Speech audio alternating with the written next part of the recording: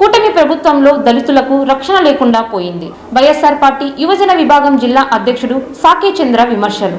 అనంతపురం జిల్లా కేంద్రంలో వైఎస్ఆర్ పార్టీ కార్యాలయం నందు వైఎస్ఆర్ పార్టీ జిల్లా యువజన ఎస్సీ/ఎస్టీ సెల్ నేతలు మీడియా సమావేశం ఏర్పాటు చేశారు. ఈ సందర్భంగా వైఎస్ఆర్ పార్టీ జిల్లా యువజన విభాగం అధ్యక్షుడు సాకే చంద్ర మాట్లాడుతూ ఏడుగుర్రాలపల్లి గ్రామానికి చెందిన దళిత యువతికి జరిగిన అన్యాయాన్ని తెలుసుకొని ఆరోగ్య పరిస్థితి తెలుసుకుందామని ప్రభుత్వ ఆసుపత్రికి వెళితే స్థానిక పోలీసులు అడ్డుకోవటం జరిగిందని, అయితే ఒక హోంమంత్రి జిల్లాకు వస్తే దళితులను పరామర్శించి వారికి ప్రభుత్వం తరపున ఆదుకోవాలని ఆలోచన కూడా హోంమంత్రికి లేకుండా పోయిందని, గతంలో వైఎస్ఆర్ పార్టీ అధికారంలో ఉన్నప్పుడు ఒక దళిత యువతి ధర్మవరంలో హత్య చేస్తే ఆ అమ్మాయి కుటుంబానికి ప్రభుత్వం అన్ని విధాలుగా అండగా ఉండి వారికి ఉద్యోగం, 5 ఎకరాల భూమి వారికి ప్రభుత్వం తరపున అన్ని విధాలుగా అండగా ఉండటం జరిగిందని, ఇప్పుడు కూటమి ప్రభుత్వంలో దళితుల మహిళలకు రక్షణ లేకుండా పోయిందని, అదేవిధంగా మడకశిర ఎమ్మెల్యే ఎంఎస్ రాజు దళితుడై ఉండి దళితుల సమస్యలపై ప్రశ్నిస్తే ఆయన్ను విమర్శించటం ఆయన విజ్ఞతకే వదిలేస్తున్నామని మడకశిర ఎంఎస్ రాజు పైన సాకే చంద్ర పలు విమర్శలు చేశారు. YSR Congress party SC cell, ST cell యువజన విభాగం ఆధ్వర్యంలో ఆమెని పరామర్శిస్తామని చెప్పి ఆమె ఒక ఆరోగ్యం ఏ విధంగా ఉంది అని చెప్పి హాస్పిటల్కి వెళితే పోలీసులు అడ్డుకోవడం కూడా మనందరికీ తెలిసిందే.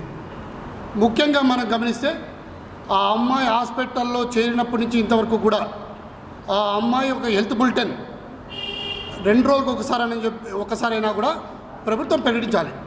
ఇంతవరకు కూడా హెల్త్ బులెటిన్ ఇంతవరకు ప్రకటించలే. ఆ రోజు మేము పోతే పోలీసు వారు మమ్మల్ని అడ్డుకోవడం జరిగింది.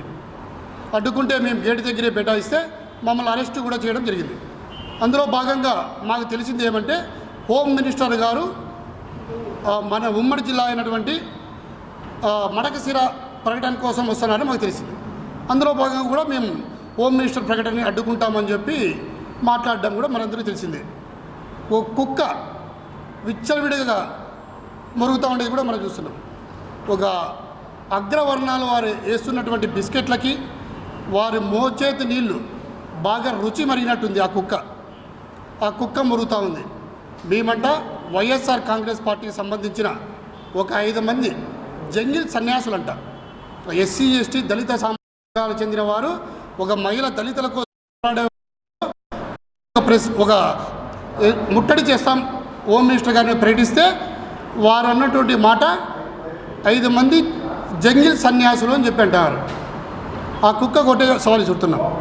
అయ్యా, అందులో భాగంగా ఒకటి అన్నాడు అన్నమాట, ఈ జిల్లాలో ఎవరు లేరా, అనంతపురం జిల్లా నుంచి మీరు వస్తున్నారు, మేము ఒకటే చెప్తున్నాం, అక్కడి నుంచి వస్తున్నటువంటి ఒక 5 బస్సులు కూడా ఫ్రీగా ప్రకటిస్తాం, పోలీసులు కూడా ఎక్కడా కూడా అడ్డుకోరు, పోలీసులు కూడా పర్మిషన్ ఇస్తారు, మీరందరూ స్వచ్ఛందంగా మేము బస్సులు ఇస్తాం, మీరు కూడా రావచ్చు అని చెప్పాడు. మేము ఒకటే చెప్తున్నాం, నీది ఏ జిల్లా అయ్యా? నీది అనంతపురం జిల్లా, సింగనమల కాన్స్టిట్యున్సీ. నువ్వు ఎక్కడ పోటీ చేసావయ్యా? మడకశిరలో పోటీ చేసావు. అక్కడ ఎవరు లేరా? అక్కడ వైఎస్ఆర్సీపీ కార్యకర్తలే కాదు, టీడీపీ కార్యకర్తలు కూడా ఉన్నారు. చాలా ఏళ్ళ నుంచి, ఒక 20 ఏళ్ళ నుంచి కష్టపడేవారు కూడా అక్కడ టీడీపీలో ఉన్నారు. వాళ్ళని కాదంటూ నామినేషన్ వేసిన తర్వాత నువ్వు ఏం మాట్లాడుకున్నావో, నువ్వు ఏమి లావాదేవీలు చేసుకున్నావో, నీకు నామినేషన్ టికెట్ వచ్చింది. అదంతా తెల్లా? ఆ రోజు కూడా నువ్వు ఏ రకంగా గెలిచావు? 3 పార్టీలతో కలుసుకుంటే 300తో గెలిచావు. అది కూడా ఒక గెలుపు కాదు. అది కూడా నువ్వు గెలిచినట్టు మేము నమ్మడంలే.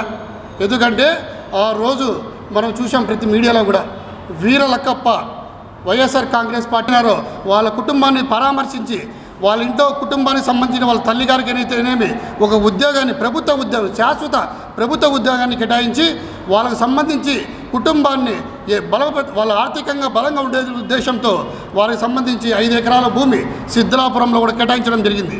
అంతేకాకుండా ప్రభుత్వం నుంచి ఏదైతే కాంపన్సేషన్ ఇస్తారో అవన్నీ కూడా వెంటనే మేము ఆ రోజు మా ప్రభుత్వంలో మా ఎమ్మెల్యే అనంత వెంకటరామరెడ్డి గారి సమక్షంలో వారికి తీసుకుపోయి కూడా వారికి కూడా మేము ఇవ్వడం జరిగింది. ఈరోజు అంటాడు ఆయన, మేము కూడా పోయాము, ఎవరైతే ఆ బాలిక పైన అత్యాచారం చేశారో అదేవిధంగా వాళ్ళందరినీ కూడా 14 మందిని అరెస్ట్ చేశామని చెప్పి చెప్పడం చూస్తున్నాం. ఓన్లీ 14 మందిని అరెస్ట్ చేస్తేనే ఆ పాపకు న్యాయం జరిగిందా? ఈరోజు మనం ఆ పాపకు న్యాయం జరిగింది, ఏ విధంగా న్యాయం జరుగుతుంది? ఆ పాప 14 ఏళ్ళ బాలిక, అది కాక ఒక చిన్న పిల్లోడు కూడా ఆ పాపకున్నాడు. ఈరోజు ఆ ఊరికి పోతే ఆ పాప బతికే పరిస్థితి లేదు. మేము అదే అడుగుదామనే పోయాం. మేము వాస్తవానికి గలాట పెట్టుకోవాలని రోడ్ల మీద కూర్చోవాలని నిరసన తెలియజేయాలని కాదు, ఆ పాపకి న్యాయం జరగాలనే ఉద్దేశంతో మేము ఆ రోజు పోయాం. ఆ పాపకి ఏం న్యాయం చేసిందండి ఈ ప్రభుత్వం? ఇంతవరకు కూడా ఒకళ్ళు జైల్లో పెడితేనే ప్రభుత్వం అయిపోయినట్టు కాదు కదా. ఇంతవరకు కూడా ఆ పాపకి ఏం తింటుంది, ఏ విధంగా బతుకుతుంది, ఏ విధంగా ఉండగలదు, ఆ పాప తల్లి చూస్తే మతిసిమితం లేని మహిళ, ఆ పాప ఏ విధంగా ప్రజల్లో పోగలదు అని చెప్పి ఎప్పుడైనా ఆలోచించారా? గతంలో కూడా మహిళా కమిషన్ చైర్మన్ వచ్చింది, వాళ్ళు హాస్పిటల్ పోయింది. అదేవిధంగా తన్మయ్య ఎవరైతే గిరిజన అమ్మాయి చనిపోయిందో వాళ్ళ ఇంటికి కూడా పోయింది. ఇంతవరకు కూడా వాళ్ళ ఇంటికి పోయిన తర్వాత ఆమె చెప్పినటువంటి హామీ ప్రభుత్వం నుంచి ఏవైతే వస్తాయో అవన్నీ కూడా మేము ఇస్తామని చెప్పిపోయింది. ఇప్పటికి 1.5 నెల అయింది, ఇంతవరకు కూడా ఇచ్చిన పరిస్థితి లేదు. మహిళ ఈరోజు కూడా వచ్చింది, ఆమె ఇంతవరకు కూడా వాళ్ళకి సాల్వ్ అయిన పరిస్థితి లేదు. మేము ఒకటే వైఎస్ఆర్ కాంగ్రెస్ పార్టీ నుంచి డిమాండ్ చేస్తున్నాం,